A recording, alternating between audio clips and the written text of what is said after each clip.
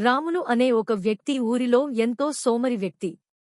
వాడు పని చేసేవాడు కాదు, ఎప్పుడూ దారి తప్పే పనులు చేస్తూ కాలం గడిపేవాడు.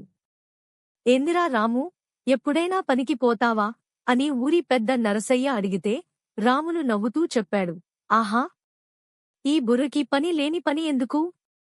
ఊరివాళ్లు అంతా రాములును ఆడదగ్గరికి సన్నాయి అని పిలిచేవారు. ఒకరోజు ఊరిలో ఓ ప్రకటన వచ్చింది. ఊరిలో ఎవరైనా నూతన ఐడియా చెప్పగలిగితే వారికి ₹1,00,000 బహుమతి. ఇదంతా విని రాములు కూడా ప్రయత్నించాలని అనుకున్నాడు. ఒక ఐడియా చెప్పి ₹1,00,000 కొట్టేస్తా అని తలపెట్టాడు.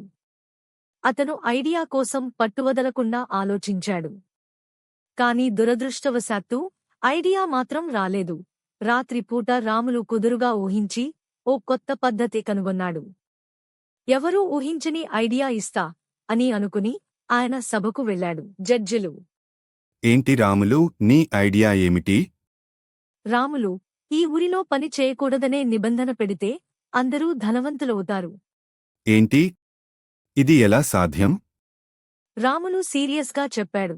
ఎవరూ పని చేయకపోతే అన్ని పనులు యంత్రాలే చెయ్యాలి. అలాంటి యంత్రాలను అమ్మినవాళ్లే ధనవంతులవుతారు. కాని ఊరివాళ్లు మాత్రం అర్థం చేసుకున్నారు. పనిచేసే మనుషులకు బదులు పనిచేసే చిన్న చిన్న యంత్రాలను తయారు చేసి అమ్మాలి అని వాళ్లకు అర్థమైంది.